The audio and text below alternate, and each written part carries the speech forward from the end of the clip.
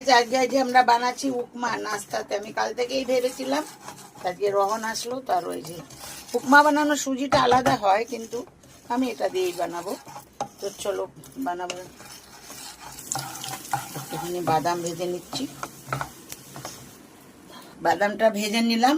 আর এই যে গাজর, ক্যাপসিকাম, কাঁচা লঙ্কা, ধনেপাতা, টমেটো আর হলো পেঁয়াজ।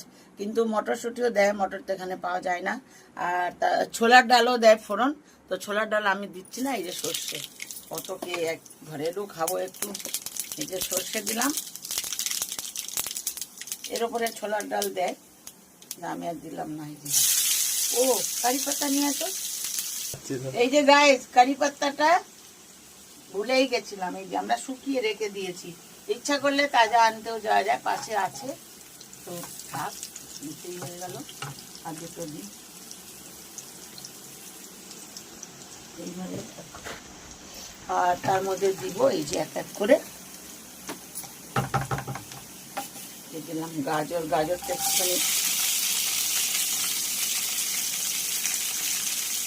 মটর দেয়, মটর দিলে ভালো লাগে, কিন্তু কি করবো, এখানে জানি না সফল মটর পাওয়া যায় কি না। এখানে তো আমরা অতটা জানি না, বড় দোকানে পাওয়া যায় কি না সফল মটর, কি জানি। বেশি বড় কৃষ্ণা দিয়ে দিলাম স্বাদ অনুসার নুন, ঢেকে দিব, সবজিগুলো একটু গলে যাবে।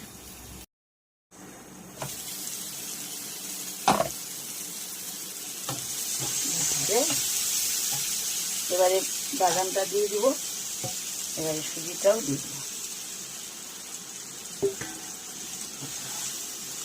সবকিছু বানাতে টানাতে কেউ থাকেই না। আমি তো, তারপরে দুসরি কথা, ভিডিওতে লাইক করে না তো বানায় কি, সাবস্ক্রাইব নাই, লাইক নাই, কমেন্ট নাই। আমি তো এমন নাস্তা, চাইনিজ নাস্তা, বেঙ্গলি নাস্তা, পাঞ্জাবি নাস্তা সব রকম জানি, কিন্তু আমি কিছু করি না, এই কারণে কেউ দেখেই না। এবারে জল দিব।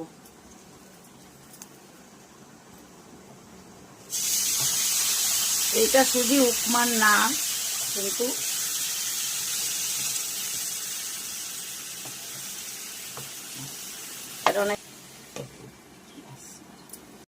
देखो गाइस, देखो उपमा कैसे बना। अब इस पे दूंगी थोड़ी सी घी, क्योंकि घी थोड़ा इस टाइम देखो